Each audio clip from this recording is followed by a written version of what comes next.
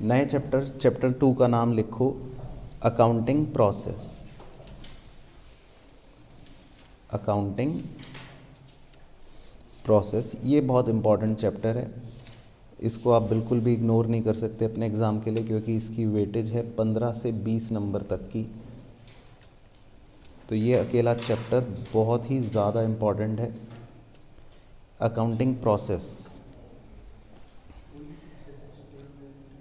ठीक है, तो इसमें हम मुंशीगिरी का प्रोसेस सीखेंगे। तो दोस्त, बातें आपकी हो गई हों तो कृपया आप इजाज़त दे तो पढ़ लें अब।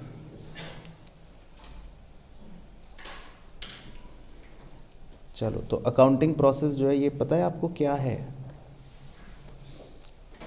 सबसे पहले क्या करते हैं बताओ हम? रिकॉर्डिंग, बिल्कुल सही। रिकॉर्डिंग का मतलब होता है कि हम किसी भी ट्रांजैक्शन को किताबों में नोट करते हैं, तो उसको बोल सकते हैं हम जर्नल। तो पहले रिकॉर्डिंग करते हैं, मतलब जर्नल या जर्नल एंट्री, ये काम होगा। उसके बाद क्या करते हैं हम? क्लासीफाइंग। ठीक है जी, बिल्कुल सही। लेजर, इसमें टी शेप अकाउंट बनाते हैं, लेजर बोलते हैं जिसको हम। उसके बाद समराइजिंग। समराइजिंग का मतलब है कि हम क्या बनाते हैं? Trial balance.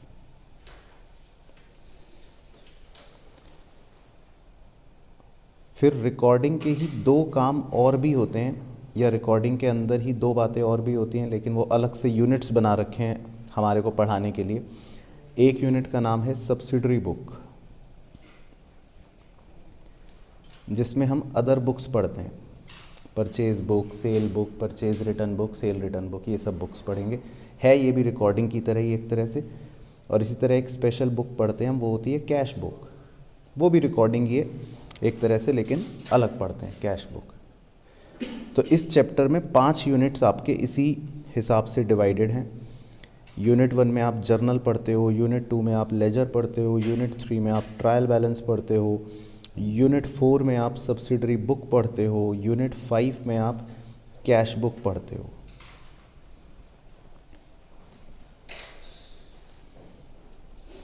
तो जर्नल, लेजर, ट्रायल बैलेंस, फिर सब्सिडरी बुक्स, फिर कैश बुक। मतलब इसका मतलब बच्चा पूरा अकाउंटिंग प्रोसेस सीख रहा है, वो सारी बातें सीख रहा है। तो इस चैप्टर में कितने यूनिट्स हैं टोटल? 6।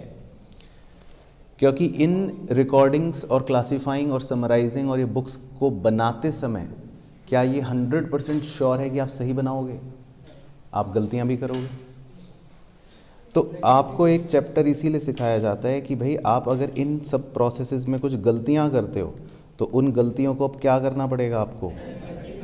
रेक्टिफाई करना पड़ेगा। तो आखिरी यूनिट इसीलिए होता है रेक्टिफिकेशन ऑफ एरर्स, जिसमें बच्चों की जान सूख जाती है।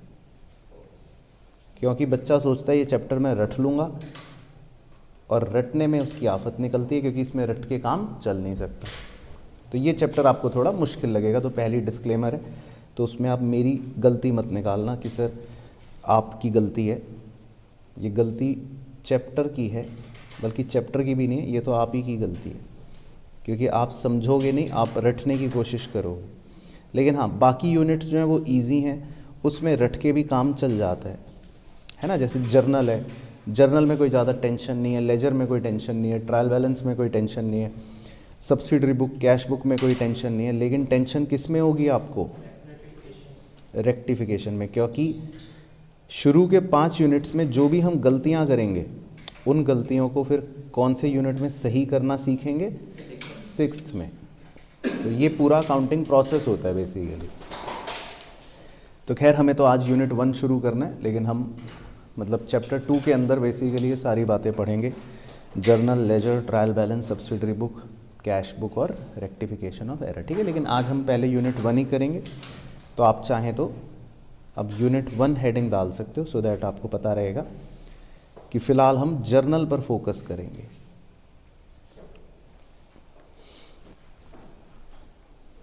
चलो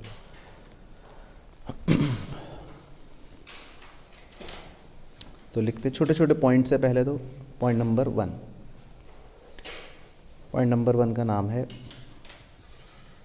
double entry book keeping system. Double entry book keeping system.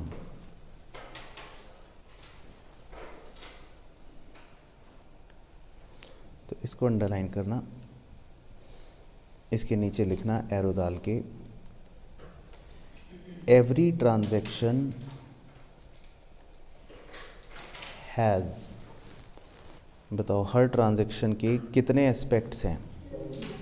2। तो ये बात आपको पता ही है। तो एवरी ट्रांजैक्शन हैज़ 2 एस्पेक्ट्स। फिर 2 के नीचे 2 एरो निकालने हैं। तो इन दोनों एस्पेक्ट्स के क्या नाम होते हैं? डेबिट और क्रेडिट। बिल्कुल सही, डेबिट और क्रेडिट। अब डेबिट किसको कहते हैं और क्रेडिट किसको कहते हैं, ये आपसे बेहतर कौन बता सकता है? तो बताइए जी, डेबिट का मतलब क्या है और क्रेडिट का मतलब क्या है?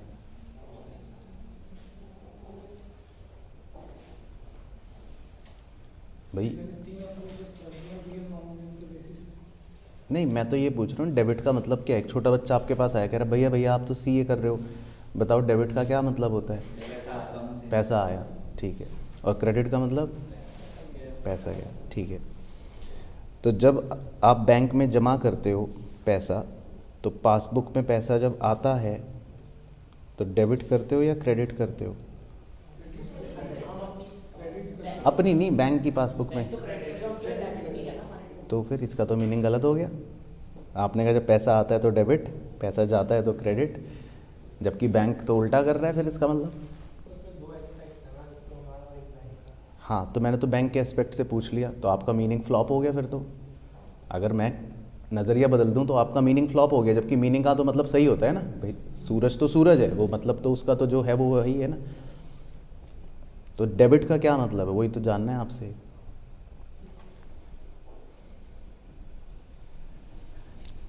चलो तो अब सीख लो ये हमेशा के लिए, नहीं तो पता चला बेइज्जती हो रही है बाजार में कहीं। तो डेबिट और क्रेडिट का कोई मीनिंग नहीं होता। अगर कोई पूछे भी डेबिट का क्या मीनिंग है, क्रेडिट का क्या मीनिंग है, तो आपको सिर्फ एक आंसर देना है कि किसी भी अकाउंट के लेफ्ट साइड को डेबिट कहते हैं।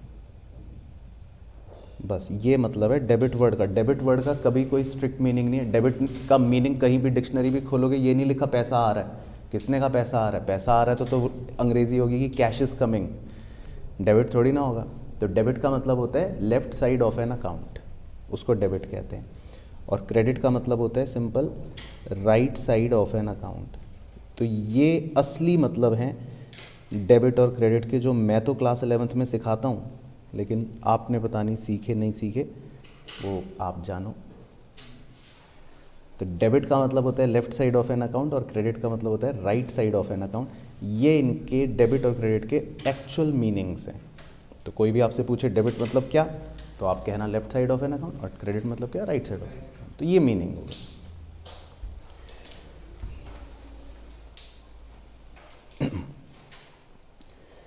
अच्छा, लेकिन अब सबसे बड़ा मुद्दा ये है कि आप लेफ्ट साइड में क्या रिकॉर्ड करोगे और राइट साइड में क्या रिकॉर्ड करोगे, ये कौन डिसाइड करेगा कि आपको लेफ्ट साइड में लिखना है या राइट साइड में लिखना है? ये कैसे पता चलेगा? समझ गए कि क्या है क्वेश्चन?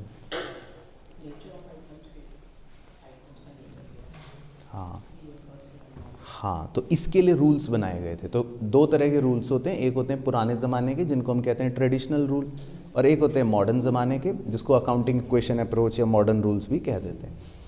तो वो हम शुरू करते हैं। तो मतलब वो सेकंड एरो डाल के शुरू करते हैं कहानी। तो पहले हम लिखते हैं ट्रेडिशनल अप्रोच। ट्रेडिशनल अप्रोच मतलब पुराने ज़माने की approach, traditional approach.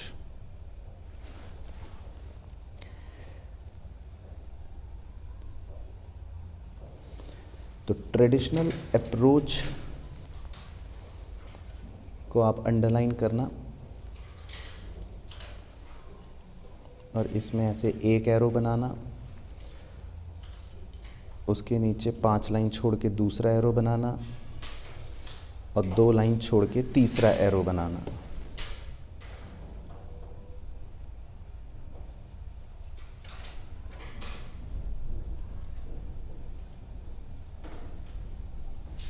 Traditional approach.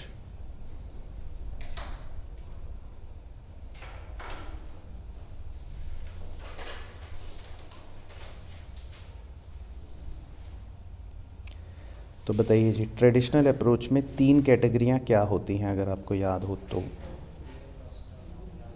Very good, तो बिल्कुल सही, तो यही कलाकारियां लिखेंगे जी। ट्रेडिशनल अप्रोच के अंदर 3 तरह से हम किसी भी अकाउंट को क्लासिफाई कर लेते हैं। तो पहले को बोलते हैं पर्सनल, बाकी इन दोनों को बोला जाता है इम्पर्सनल। लेकिन ये बात बच्चों को थोड़ा सा कम पता होती है, क्योंकि बच्चा तो बचपन से क्या रट के बैठा है। बताओ आपने क्या रटा था कि 3 होते हैं, रियल, पर्सनल और नॉमिनल। लेकिन एक्चुअल में 2 मेन कैटेगरियाँ मानी जाती हैं, एक को बोलते हैं पर्सनल और दूसरे को बोलते हैं इम्पर्सनल। इम्पर्सनल के अंदर ये दोनों एक तरह से हैं, रियल और नॉमिनल। तो ट्रेडिशनल अप्रोच जो है उसके अंदर हम किसी भी अकाउंट को 3 तरह से क्लासीफाई कर देते हैं। तो एक को बोलते हैं रियल, मतलब पर्सनल, एक को बोलते हैं रियल और एक को बोलते हैं नॉमिनल। तो पहली तो बात ये समझाई गई कि भाई कौन सा अकाउंट पर्सनल है, कौन सा रियल है, कौन सा नॉमिनल है। पहले तो बच्चे को ये सिखाया जाता है, फिर इनके रूल्स बनाए गए, वो तो बाद में लिखेंगे। खैर, तो पहले आपसे चर्चा करते हैं, क्योंकि आप तो सब चार्टर्ड अकाउंटेंट्स बैठे हो। तो पर्सनल कौन होते हैं? पर्सनल,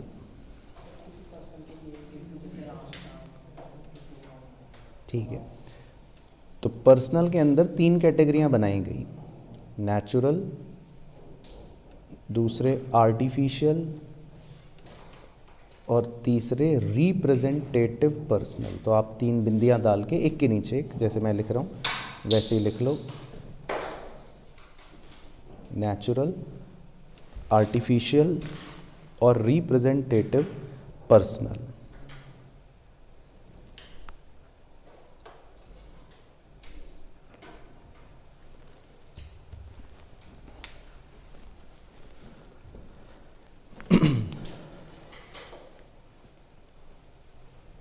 तो कोई भी अकाउंट जैसे आप देखते हो, मान लो उस अकाउंट का नाम है राम, श्याम, मोनू, सोनू, गीता, सुनीता, यानी कि जो किसी भी नेचुरल पर्सन को रिप्रेजेंट कर रहा है उन्हें नेचुरल पर्सनल कहा जाता है ना। तो जैसे आप बहुत सारे अकाउंटों के नाम आपने सुने होंगे अपने जीवन काल में, Mohan account, Sohan account, Ramu account, Shamu account, है ना। ये सब जो भी किसी व्यक्ति के नाम का अकाउंट है उसको हम नेचुरल पर्सन कह देते हैं। फिर आर्टिफिशियल पर्सन किसको कहते हैं? हाँ, आपने अगर किसी कंपनी या किसी ऑर्गेनाइजेशन, है ना, किसी क्लब के नाम का अकाउंट अगर सुना हो एटसेट्रा, तो वो सब आर्टिफिशियल पर्सन होते हैं। तो वो किसी नेचुरल पर्सन को रिप्रेजेंट नहीं कर रहे, वो किसी आर्टिफिशियल पर्सन को रिप्रेजेंट कर रहे हैं। मतलब ये आर्टिफिशियल पर्सन है, ये रियल नहीं है, आर्टिफिशियल पर्सन है।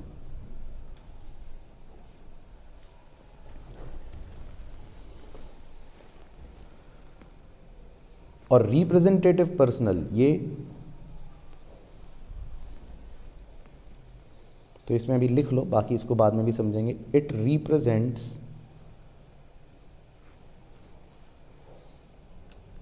Specific person, it represents specific person. ये किसी को रिप्रेजेंट करते हैं, ये खुद सामने नहीं आते।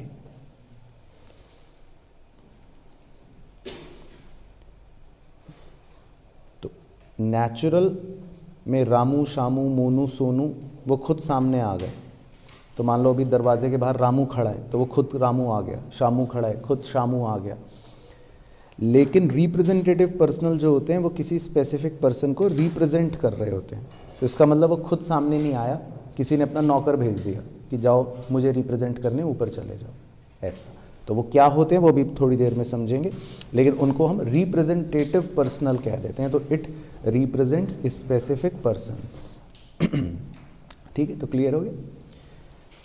अच्छा जी, रियल किन्हें कहते हैं? रियल एसेट्स को, बिल्कुल सही। तो रियल जो है उन्हें वो कहा जाता है ऑल एसेट्स, क्योंकि रियल का मतलब है जो आप, मतलब आपकी बिजनेस की पोजेशंस हैं, जो सच्चाई है, जो रियलिटी है। तो जितने भी एसेट्स होते हैं बिजनेस के, उनको हम क्या कह देते हैं? रियल कह देते हैं। एक्सेप्ट, सिवाय किनके? एक तो बैंक, वेरी गुड, एक डेटर, अब ब्रैकेट में BRB लिख लो। बैंक और डेटर्स को या BRB कह लो चाहे, इन्हें हम रियल नहीं मानते। तो बताओ क्यों नहीं मानते?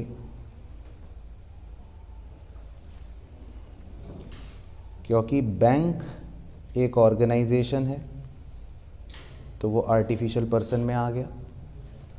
डेटर एक आदमी है, वो नेचुरल पर्सन में आ गया। BR एक ऐसी चिट्ठी है जो डेटर को ही रिप्रेजेंट कर रही है, तो वो रिप्रेजेंटेटिव पर्सनल में आ गया। तो इसीलिए बैंक को और डेटर्स को या BR को रियल से बाहर रखा गया, क्योंकि ये ऑलरेडी पर्सनल के अंदर कवर हो चुके हैं। क्योंकि डेटर एक आदमी है, बैंक एक ऑर्गेनाइजेशन है, और BR जो चिट्ठी वो रिप्रेजेंट करती है डेटर को। तो इसीलिए इन तीनों को इस श्रेणी से बाहर निकाल दिया। तो ये एक्सेप्शंस आप याद रखना, लिख लो। ठीक है, तो क्लियर हो रही है कहानी। उसके बाद नॉमिनल जी, नॉमिनल कौन है? इनकम और एक्सपेंसेस। तो इसमें सिंपल है, all expenses and all incomes. तो जितनी भी आपकी एक्सपेंसेस हैं या जितने भी आपके इनकम्स हैं, वो सब आपके नॉमिनल हो गए।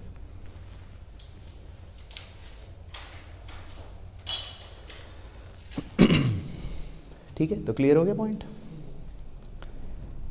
फिर इसके नीचे एक स्टार डालना है, स्टार पॉइंट।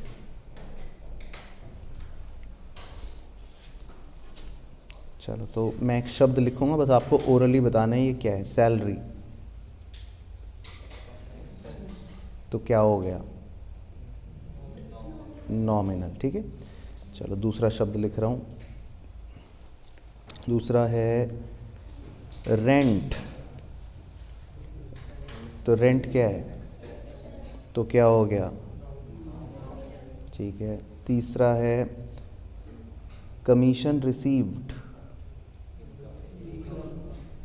तो क्या हो गया? ठीक है। चौथा है इंटरेस्ट, नॉमिनल। तो ये सब जो है ये क्या है? नॉमिनल है भाइयों बहनों। ठीक है,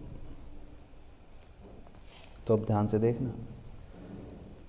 लेकिन जब मैं किसी भी नॉमिनल अकाउंट के आगे या पीछे कुछ ऐड कर दूंगा, यानी कि कोई प्रीफिक्स या सफिक्स लगा दूंगा किसी भी नॉमिनल अकाउंट के आगे, जो लगा के दिखाता हूं आपको। लेट से मैंने कहा आउटस्टैंडिंग सैलरी, तो ये लायबिलिटी बन गई। या मान लो मैंने कहा प्रीपेड रेंट, तो ये एसेट बन गया। या मैंने कहा कमीशन रिसीव्ड इन एडवांस, तो ये लायबिलिटी बन गई। या मैंने कहा इंटरेस्ट एक्रूड, तो ये एसेट बन गया जी। तो प्यारे बच्चों, जब भी किसी नॉमिनल अकाउंट के आगे कोई प्रीफिक्स या सफिक्स लग जाता है, तब फिर वो पर्सनल नहीं रहते, यानी कि सॉरी, तब वो नॉमिनल नहीं रहते, तब इन्हें कहा जाता है रिप्रेजेंटेटिव पर्सनल, क्योंकि अब ये किसी व्यक्ति विशेष को रिप्रेजेंट कर रहे हैं।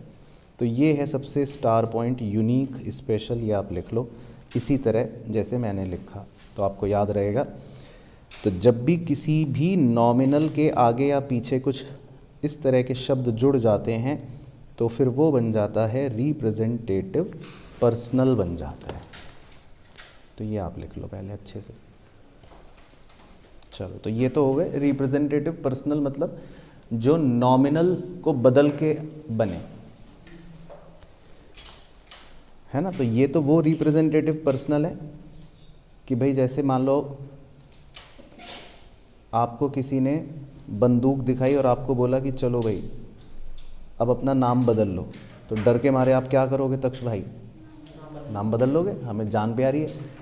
तो ये तो वो रिप्रेजेंटेटिव पर्सनल है जिन्होंने बेचारों ने प्रीफिक्स या सफिक्स लगने के बहाने नॉमिनल वालों ने अपना नेचर बदल लिया।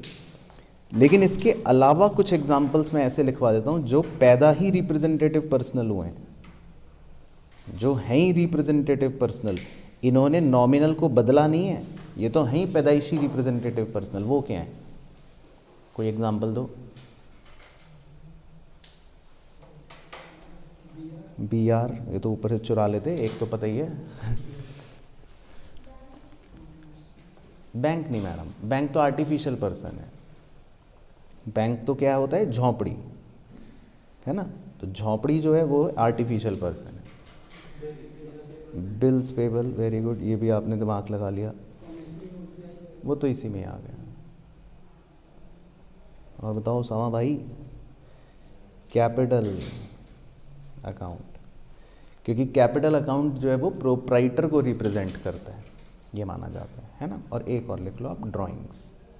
तो ये 4 बहुत हैं आपके सीए फाउंडेशन के लिए। ड्राइंग्स जो होते हैं वो भी प्रोप्राइटर को ही रिप्रेजेंट करते हैं। तो ये मतलब इनको बोल दिया भाई ये रिप्रेजेंटेटिव पर्सनल्स हैं।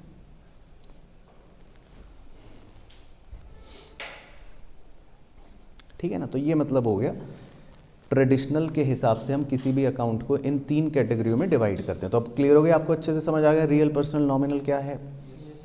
ठीक है, अब इनका रूल लिख लेते हैं, वो आपने रटे होंगे बचपन में।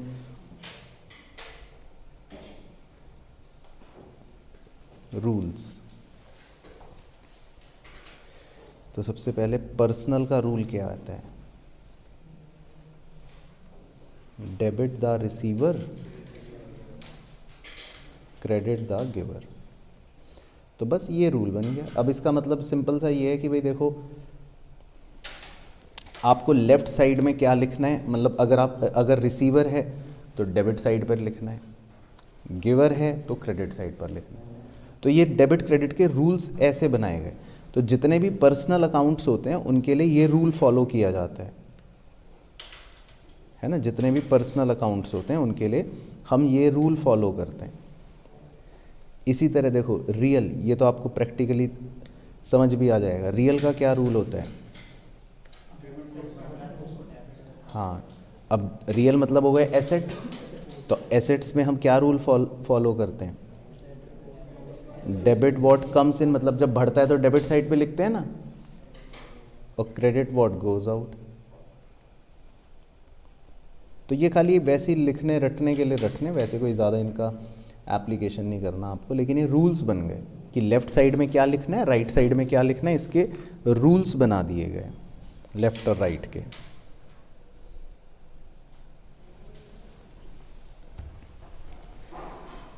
और इसी प्रकार नॉमिनल का और बता दो क्या रूल बना दिया?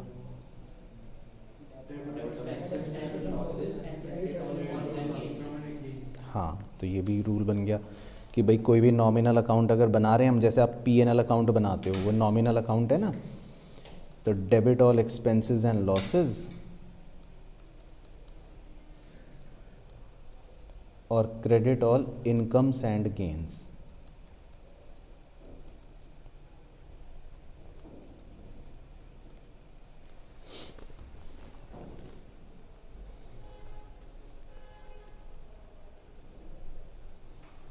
ठीक है, तो क्लियर हो गया। चलो, तो ये मतलब आपने एक काम कर लिया। ये तो इनको बोलते हैं हम, इस एरो का नाम था ट्रेडिशनल अप्रोच। तो ये पुराने ज़माने की अप्रोच थी, रियल, पर्सनल, नॉमिनल वाली, जो आपने बचपन में सीखी थी, और इसके रूल्स हो गए। तो ओके हो गई कहानी। चलो, अब नेक्स्ट एरो डालते हैं। ये इम्पॉर्टेंट है, तो आप इसमें मेंशन कर लो इम्पॉर्टेंट। ठीक है, एग्ज़ाम में 5 नंबर तक के क्वेश्चन इस पे आए हैं, 5 से ज़्यादा का नहीं आता। इसका नाम होता है accounting equation approach. Accounting equation approach, या ब्रैकेट में आप लिख सकते हो मॉडर्न अप्रोच।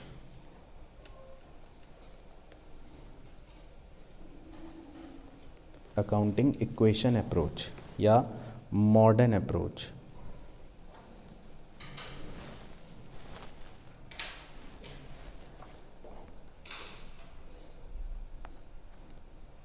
तो मॉडर्न अप्रोच मुझे पता है कि आपको नहीं पता होगी।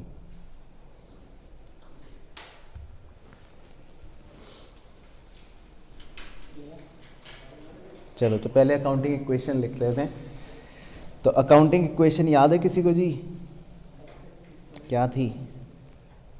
Asset is equal to capital plus liability, है ना। तो उसको लिखते इस तरह से, E plus L is equal to A. तो आप पहले लिख लो E plus L is equal to A, ठीक है। अभी साथ साथ लिखते रहो, जब कुछ आएगा बड़ा समझने का तो मैं खुद रोक दूंगा। तो E plus L is equal to ए।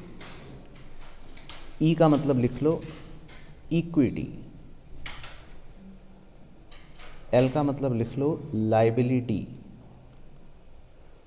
और ए का मतलब लिख लो एसेट्स। तो इक्विटी प्लस लाइबिलिटी और ए का मतलब एसेट्स। अब इक्विटी का मतलब क्या है, मन में क्या सोचना है? तो जो मन में सोचना है वो ब्रैकेट में लिखना है। इक्विटी का मतलब होता है इंटरनल लाइबिलिटी, ये आपको मन में सोचना है, दैट इज कैपिटल। तो इक्विटी का मतलब है internal liability, that is capital. Internal liability का मतलब होता है कि बिजनेस ये सोच रहा है कि मुझे मालिक के पैसे लौटाने हैं, तो ये मेरी इंटरनल लाइबिलिटी है। भाई आपको पापा को पैसे लौटाने हैं, तो ये आप क्या सोचोगे? तो घर की बात है। तो ऐसे ही बिजनेस सोच रहे हैं कि ये तो मुझे मालिक को पैसे लौटाने हैं, कैपिटल, तो ये इंटरनल लाइबिलिटी है।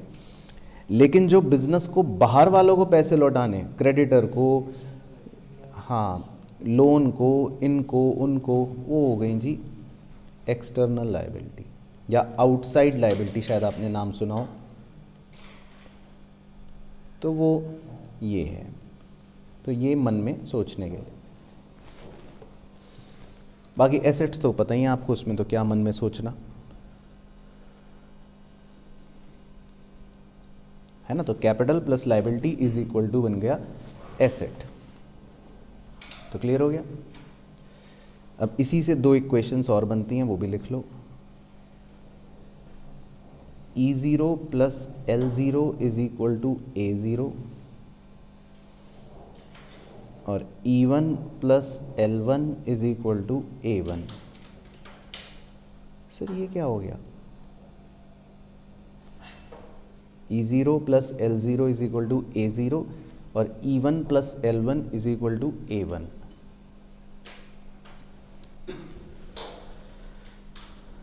तो बताइए जी, कौन होशियार बच्चा बुद्धि लगा सकता है कि ये क्या है?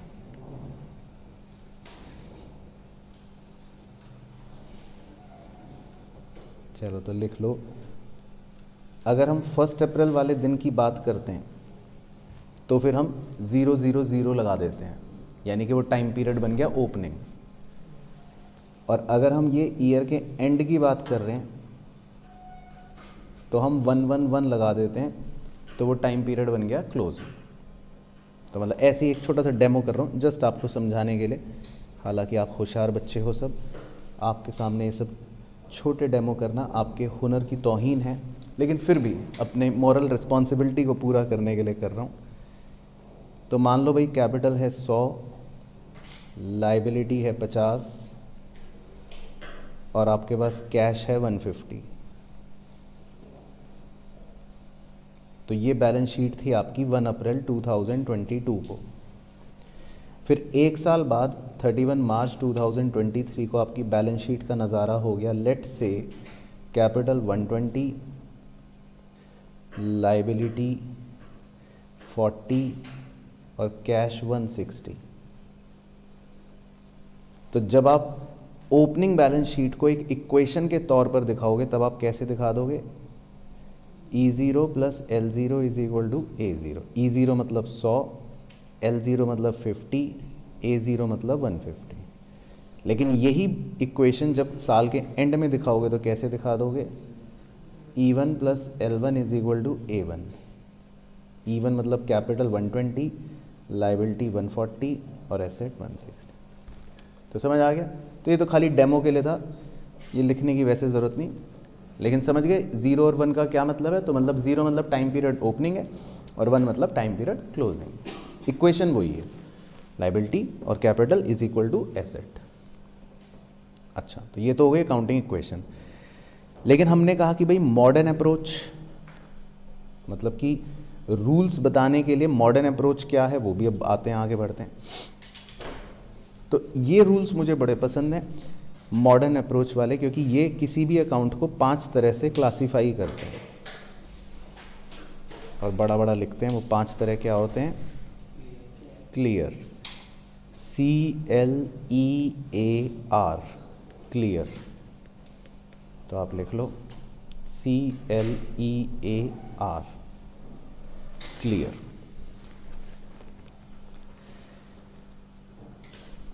तो क्लियर का मतलब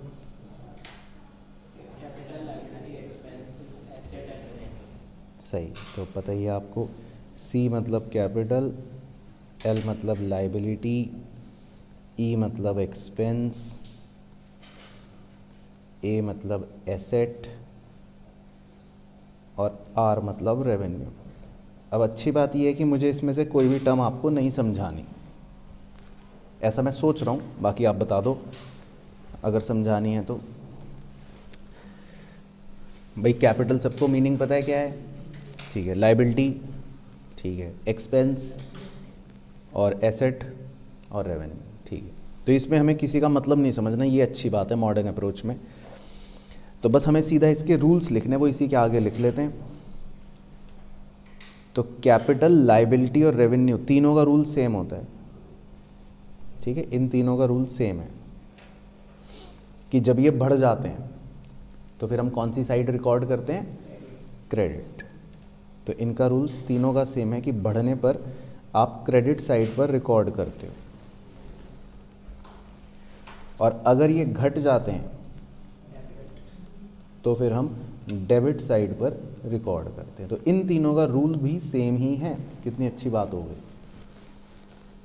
तो कैपिटल, लाइबिलिटी और रेवेन्यू का सेम ही रूल है, बढ़ने पर क्रेडिट और घटने पर डेबिट। जबकि एक्सपेंस और एसेट का रूल इनसे उल्टा चलता है। इन दोनों का रूल कैसा चलता है? बढ़ने पर डेबिट और घटने पर क्रेडिट। तो ये मॉडर्न रूल्स होते हैं, ठीक है। तो क्लियर हो गए? ठीक है। अब इसमें ई से एक डॉटेड लाइन निकाल के सी पे ले जाना, और आर से भी एक डॉटेड लाइन निकाल के सी पे ले जाना, जैसे मैंने करा। ई और आर को ऐसे डॉटेड लाइन निकाल के सी पे ले जाना। तो बताओ तक्ष भाई, इस बात का क्या मतलब है?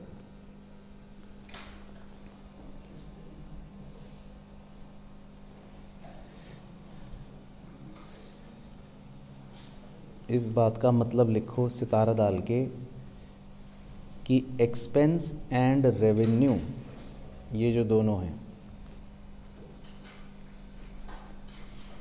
Are considered temporary. ये टेम्परेरी हैं, सिंस, क्योंकि they ultimately become part of, क्योंकि ये अल्टीमेटली कहाँ समर्पित हो जाएंगे? हाँ, जैसे जितनी भी नदियाँ होती हैं वो टेम्परेरी हैं, क्योंकि वो अंत में जाकर समुंदर में ही मिल जाएंगी। हो सकता है ये एग्जांपल गलत हो जोग्राफिकली, लेकिन मतलब मैं अपनी लिमिटेड नॉलेज से मार रहा हूँ कि नदियाँ जो होती हैं वो वैसे अंत में जाके तो सागर में ही मिल जाती हैं ना। तो उसी तरह से एक्सपेंस और रेवेन्यू जो हैं, मतलब इनका अपना कुछ वो नहीं है अस्तित्व, क्योंकि जो भी एक्सपेंस या रेवेन्यू होते हैं, मैं लॉजिक भी समझा देता हूँ, जितने भी एक्सपेंस होते हैं, जितने भी रेवेन्यूज़ होते हैं, ये पीएनएल में जाते हैं। बोलिए जी यस। एक्सपेंस डेबिट में और रेवेन्यू क्रेडिट में। और फाइनली हम अपने पीएनएल से नेट प्रॉफिट या नेट लॉस निकालते हैं, जिसमें ये सारे आ गए। और वो net profit and net loss ultimately कहाँ ही जाता है, या तो कैपिटल में प्लस हो जाएगा या माइनस। तो एक्सपेंस और रेवेन्यू जो है, इनका अपना कोई अस्तित्व नहीं है, ये अल्टीमेटली कैपिटल में ही पहुंच जाएंगे। और इसी वजह से अगर आप गौर करो तो अकाउंटिंग इक्वेशन में आपको खाली 3 ही चीज़ दिखाई जाती हैं। देखो, कैपिटल, लायबिलिटी और एसेट। क्या इसमें एक्सपेंस या रेवेन्यू नज़र आया? नहीं आया ना। जबकि रूल्स में हमने एक्सपेंस और रेवेन्यू भी लिखा।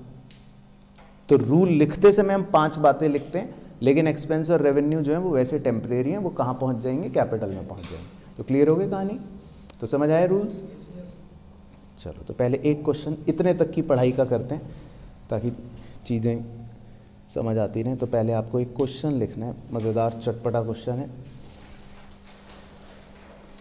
इसमें आपको लिखना है identify the following. Identify the following. तो इसमें आप एक टैबुलर फॉर्मेट बना लो 3 कॉलम्स का, 1, 2 और 3।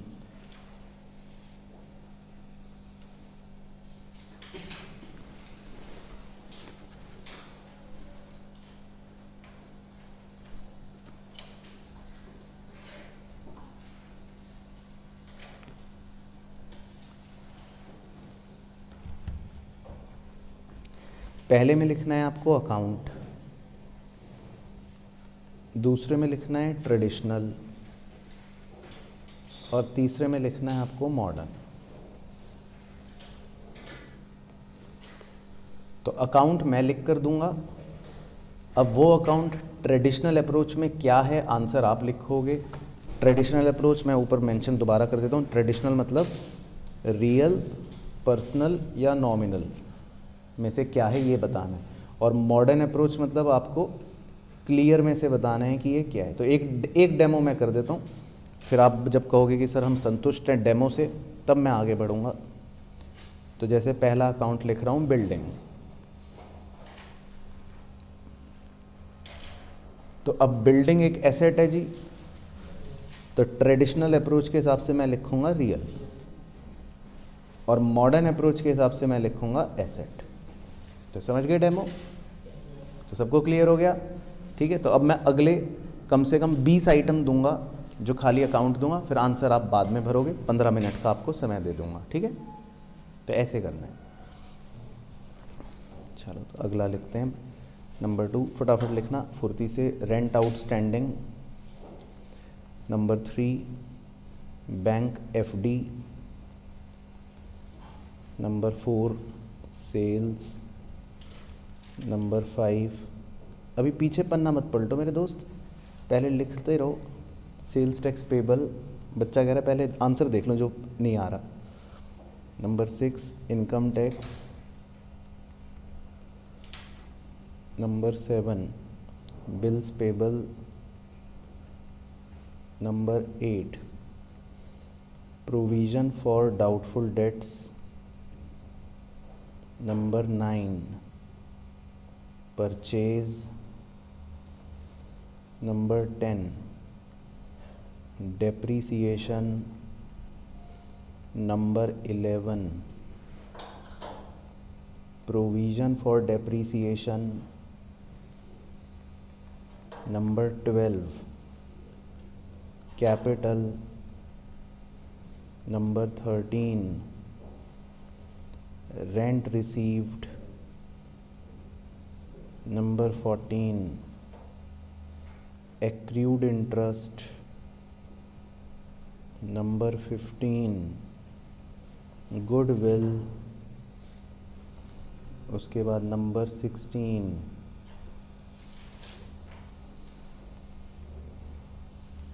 Cash. Number 17 adjusted purchase. Number 18 bad debt recovered, number 19 interest payable, और नंबर 20 डिस्काउंट अलाउड। चलो ठीक है, तो 20 हो गए। तो पहले आप मज़े से करो, फिर डिस्कस कर लेंगे। चलो तो कर लेते हैं डिस्कस। हमने कहा कि हमने कर लिया है, तो पहले ऐसे करते हैं कि पूरा क्वेश्चन हम ट्रेडिशनल से सॉल्व करते हैं ताकि दिमाग पहले एक जगह लगे, ठीक है ना। अभी हम मॉडर्न नहीं करेंगे, पहले ट्रेडिशनल के हिसाब से सारा कर लेते हैं।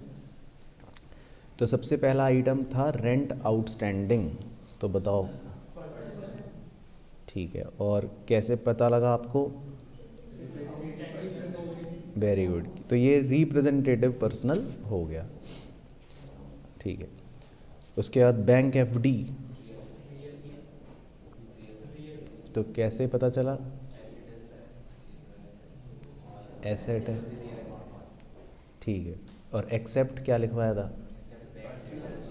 हाँ, तो ये ऑर्गेनाइजेशन है ना, आपने बैंक में एफडी कराई, तो ये है तो एसेट। तो देखो फंसाया ना मुर्गों को। तो मुझे पता था मुर्गों को फंसाना कैसे। तो है तो एसेट, लेकिन आपको बताया था एक्सेप्शन है, तो ये चला जाएगा आर्टिफिशियल पर्सन में। उसके बाद सेल्स नॉमिनल, क्योंकि रेवेन्यू है, ठीक है। सेल्स टैक्स पेबल, तो कैसे पहचाना? वेरी गुड, रिप्रेजेंटेटिव वाला पर्सनल है। इनकम टैक्स नॉमिनल, कैसे पहचाना? एक्सपेंस है, ऐसा बच्चे सोचते हैं गली मोहल्ले में, लेकिन इनकम टैक्स जो होता है उसको हमेशा कंसीडर किया जाता है ड्राइंग्स। फाइनल अकाउंट्स में भी शायद आपको पढ़ाया था, इनकम टैक्स तो प्रोप्राइटर का पर्सनल एक्सपेंस होता है, तो इनकम टैक्स तो वो देगा आपको फंसाने के लिए अपने जाल में, लेकिन आपको इनकम टैक्स को क्या देखना है? ड्राइंग्स की तरह देखना है। तो क्या है ये?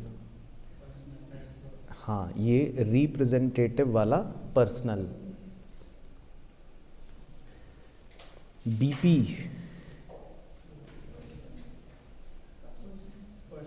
ये तो रिप्रेजेंटेटिव वाला पर्सनल एग्जाम्पल में लिखवाया था, ठीक है। उसके बाद 8 तो खैर आपका गलती होगा, तो मैं बस मुंह पे बोल सकता हूँ आपके। अच्छा, तो तुम्हें कैसे पता हैं? क्या? हाँ, अच्छा, मेरे से ही सीखा ना, मतलब वही मेरी बिल्ली मुझी को म्याऊं। चलो, तो ये एक सस्पेंस आज खोलना होता है हमें, मतलब सिखाने के लिए, इसीलिए इसको पहले नहीं सिखाया जाता। तो जो ये प्रोविजंस होते हैं ना बेसिकली, जैसे आपको एक पॉइंट 8 में दिया प्रोविजन फॉर डाउटफुल डेट, और एक पॉइंट 11 में क्या दिया? प्रोविजन फॉर डेप्रिसिएशन, है ना। तो ये आप स्पेशल मार्क कर लेना।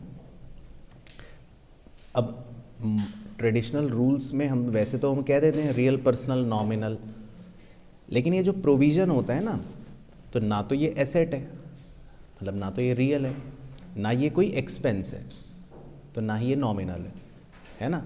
अब लिखने के लिए इसको लिखते तो हम लाइबिलिटी में, लेकिन हम इसको पर्सनल भी नहीं कह सकते क्योंकि ये कोई आदमी तो है नहीं।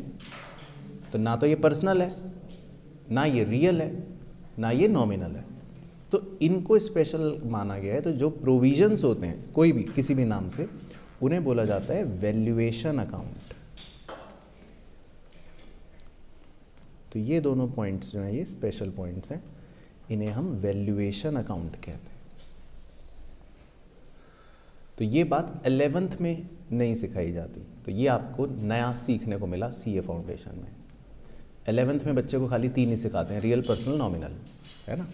लेकिन all provisions are valuation account, तो ये एक नई टर्म है वैल्यूएशन अकाउंट। तो ये रियल, पर्सनल, नॉमिनल में नहीं आते, हालांकि इनके अपने रूल्स जो है वो लाइबिलिटी की तरह चलते हैं। मतलब अगर मैं मॉडर्न में लिख देता हूँ पहले से ही आंसर, है ना, तो इन दोनों को हम रूल वाइज कंसिडर लाइबिलिटी ही करते हैं, है ना। तो ये स्पेशल पॉइंट्स थे। चलो खैर, उसके बाद 9th है purchase.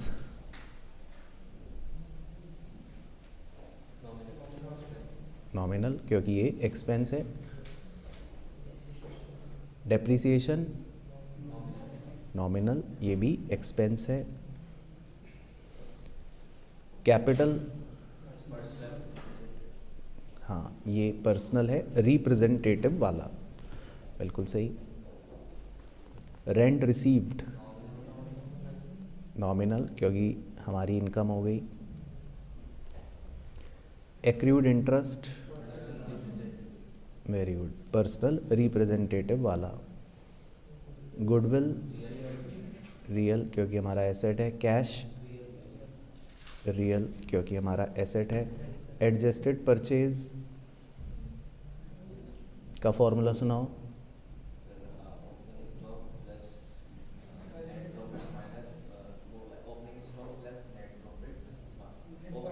Net purchase, opening stock plus net purchase minus closing stock, तो ये है nominal. Bad debt recovered nominal क्योंकि ये भी हमारी इनकम हो गई। इंटरेस्ट पेबल, तो कैसे पहचाना, पेबल से, तो ये रिप्रेजेंटेटिव वाला पर्सनल बन गया। डिस्काउंट अलाउड नॉमिनल क्योंकि एक्सपेंस है। ठीक है, चलो तो ओके हो गए ट्रेडिशनल वाले खेल से तो। ठीक है, अब उसके बाद है मॉडर्न रूल्स। तो मॉडर्न रूल्स और देखते हैं।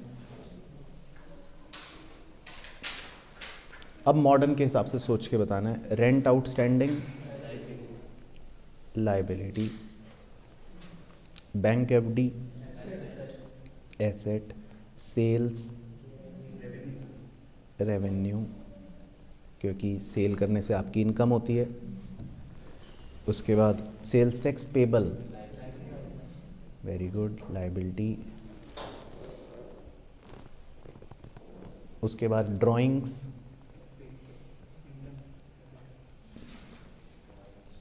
ड्राइंग्स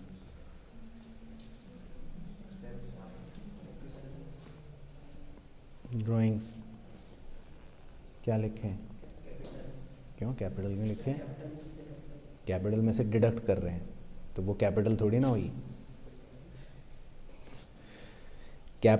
मॉडर्न अप्रोच में कैपिटल तो अकेला बस कैपिटल ही होता है, ठीक है। तो आप इसको एक्सपेंस मान सकते हो या एसेट भी मान सकते हो, लेकिन एक्सपेंस लिख लो थोड़ा सा और बेहतर है क्योंकि यहाँ पर इनकम टैक्स वर्ड से आ रहा है।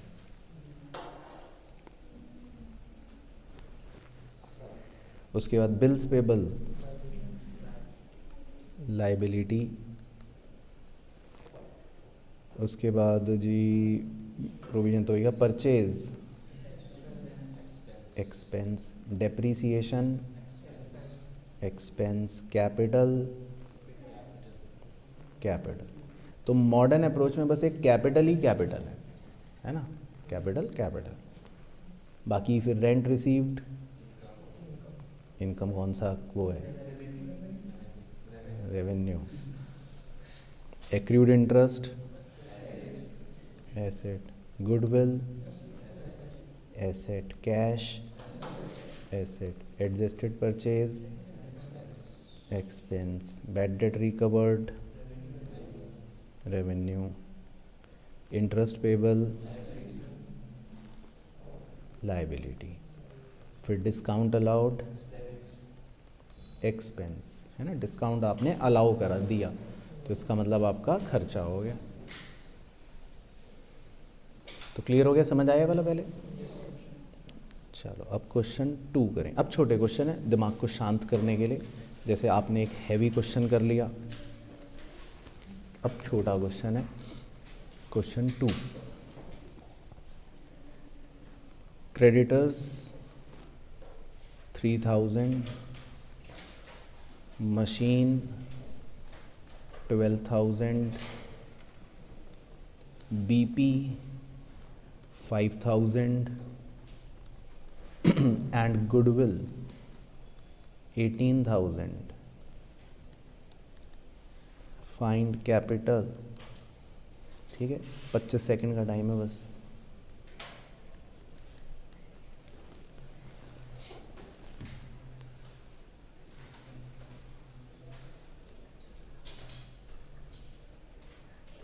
बस 15 सेकंड बचे हैं।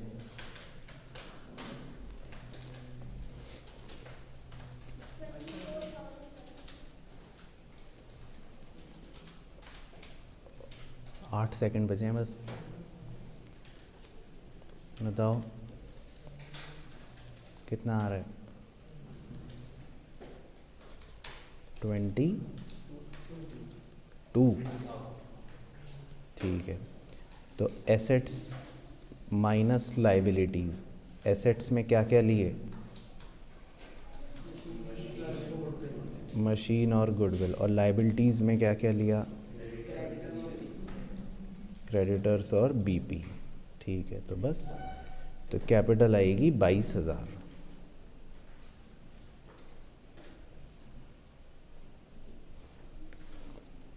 ठीक है जी, तो ये ओके। चलो उसके बाद क्वेश्चन नंबर 3। इसके लिए आपको 1 मिनट मिलेगा लिखने के बाद, मतलब अभी नहीं। Closing capital 80,000, profit 6,000, additional capital 9,000, withdrawal of capital 5,000। Find opening capital. 60 second शुरू।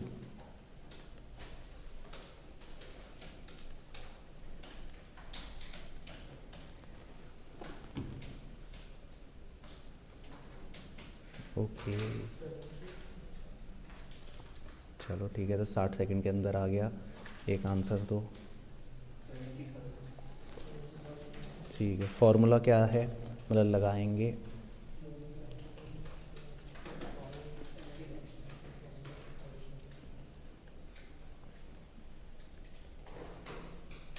तो आप कोई भी फॉर्मूला लगा सकते हो, बस पता होना चाहिए कि opening capital plus additional capital minus withdrawal of capital और plus profit is equal to closing capital. Opening capital x ले लो, एडिशनल कैपिटल 9,000 दे रखी है, विड्रॉल ऑफ कैपिटल 5,000 दे रखी है, प्रॉफिट 6,000 दे रखा है, बराबर क्लोजिंग कैपिटल 80,000 दे रखी है। इस गणित को सॉल्व कर लो और x आ जाएगा कितना? 70,000। तो एक बार करके देख लो भाइयों बहनों, यही आ रहा है?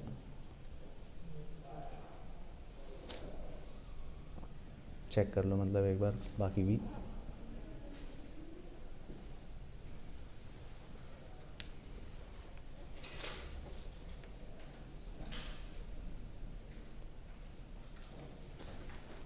मैं भी कर लेता हूँ।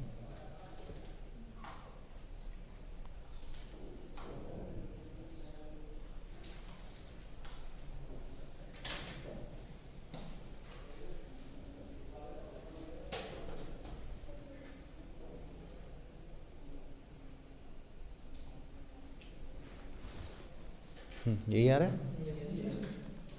चलो सबका क्लियर ओके? चलो फिर लास्ट क्वेश्चन है 4th।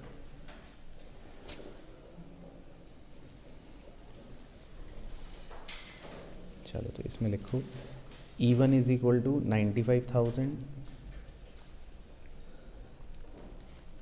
विड्रॉल ऑफ कैपिटल 8,000,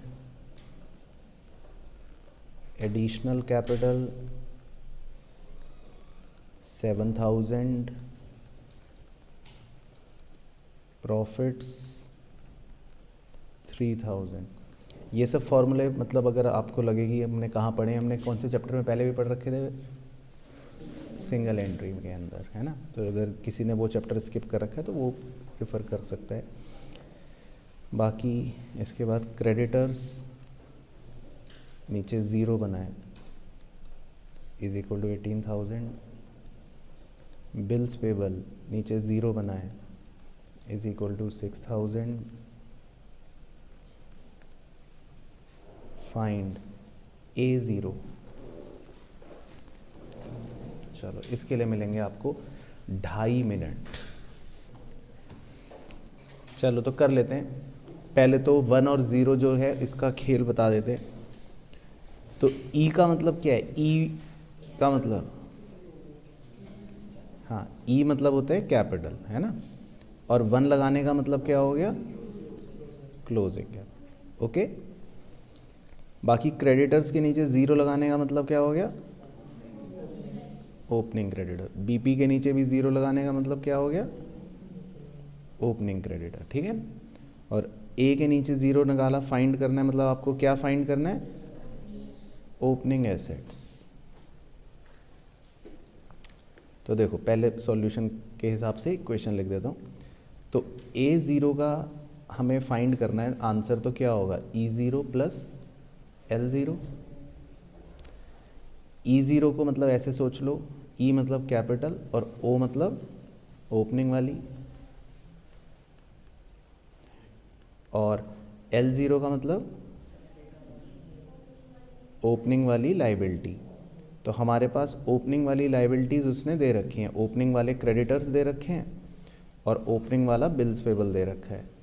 तो इन दोनों को जोड़ लोगे तो ओपनिंग वाली लाइबिलिटीज़ कितनी हो गई? 24,000। तो पहले यहाँ तक क्लियर हो गया जी? ठीक है। लेकिन आपको ओपनिंग वाली कैपिटल नहीं दे रखी, ये मिसिंग है। तो ओपनिंग वाली कैपिटल अब आप कैसे निकाल सकते हो? ऊपर की 4 बातों को इस्तेमाल करके क्वेश्चन नंबर 3 की तरह बन जाएगा ये सेम क्वेश्चन, और उससे आप ओपनिंग कैपिटल निकाल सकते हो, है ना। आपके पास क्लोजिंग कैपिटल है, आपके पास विड्रॉल ऑफ कैपिटल है, आपके पास एडिशनल कैपिटल है और प्रॉफिट है। तो ऊपर की 4 बातों का इस्तेमाल करके आप ओपनिंग कैपिटल निकालो। वो अब आप निकालो, उतनी मेहनत आप करो। 93,000, ठीक है। तो वो मैं लिख रहा हूँ क्योंकि मुझे पता है सही है। तो वो आप अपने आप निकाल लोगे ना, 93 तैयार है। तो बस ओपनिंग कैपिटल की जगह आप 93 पुट कर दो। तो बिल्कुल सही आंसर भेजा आप बच्चों ने, यूनानिमसली 1,17,000। तो ये एग्ज़ाम में कई बार इस तरह के क्वेश्चन 4 से 5 नंबर तक में पूछे हैं, ठीक है। तो क्लियर हो गया लेकिन अच्छे से खेल? चलो ठीक है। तो आज बस इतना ही करना था। डन, डना डन।